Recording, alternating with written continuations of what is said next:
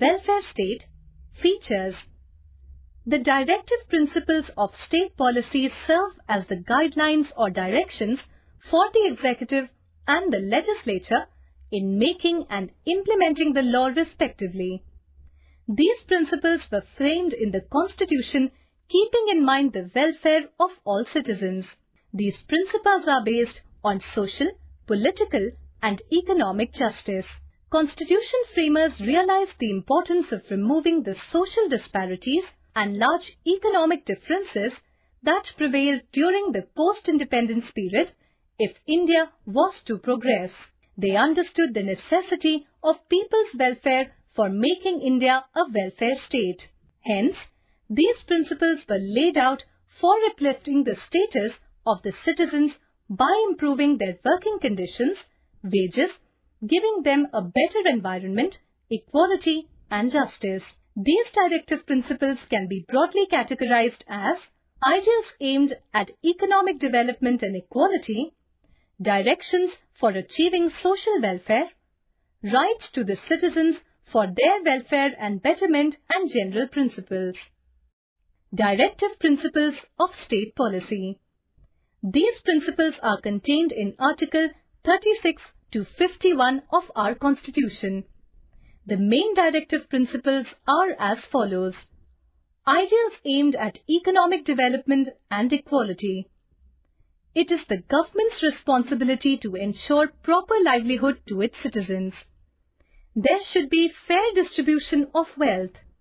Country's resources should be employed for common good of all, and all citizens should have equal rights of access to these resources. State should ensure equal and just wages for both men and women. Directions for achieving social welfare. More and more methods for generating income and employment should be adopted by the state, such as modern agricultural techniques or animal husbandries.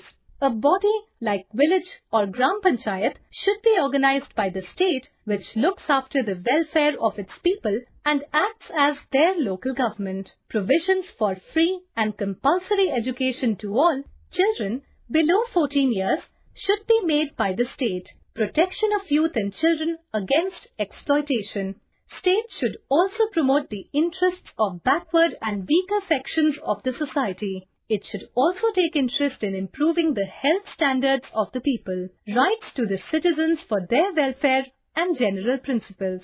The state should maintain international peace and security and maintain honorable relations with other countries. The state should adopt adequate measures to protect the monuments, places of historical importance and wildlife. People should be provided with the right to work. Necessary assistance and help to the unemployed, aged and sick shall be made by the state's obligation. Promoting the principles of equality. The program of universalization of elementary education and the 5-year plans have been accorded the highest priority in order to provide free education to all children up to the age of 14 years. Welfare schemes for the weaker sections are being implemented both by the central and state governments.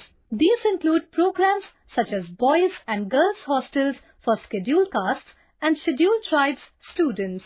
The government provides free textbooks to students belonging to scheduled castes or scheduled tribes pursuing medicine and engineering courses. In order that scheduled castes and scheduled tribes are protected from atrocities, the government enacted the Prevention of Atrocities Act, which provided severe punishments for such atrocities. Several land reform acts were enacted to provide ownership rights to poor farmers. The thrust of banking policy in India has been to improve banking facilities in the rural areas.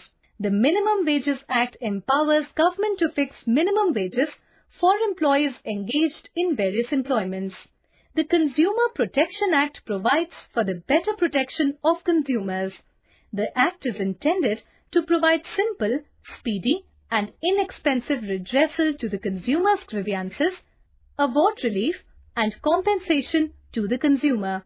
Equal Remuneration Act provides for equal pay for equal work for both men and women. The Sampurna Gramin Rozgar Yojana was launched to attain the objective of gainful employment for the rural poor. The program was implemented through the Panchayati Raj institutions, which now cover almost all states and union territories. 1/3 of the total number of seats have been reserved for women in panchayats at every level. In some states, half the seats have been reserved for women. Legal aid at the expense of the state has been made compulsory in all cases pertaining to criminal law if the accused is too poor to engage a lawyer. Judiciary has been separated from the executive in almost all the states and union territories. India's foreign policy has condemned all acts of aggression and has also supported the United Nations peacekeeping activities. The Indian Army participates regularly in UN peacekeeping operations. India played a key role in the passing of a UN resolution in 2003, which enabled better cooperation between the UN Security Council and the troop contributing countries. India has also been in favor of nuclear disarmament.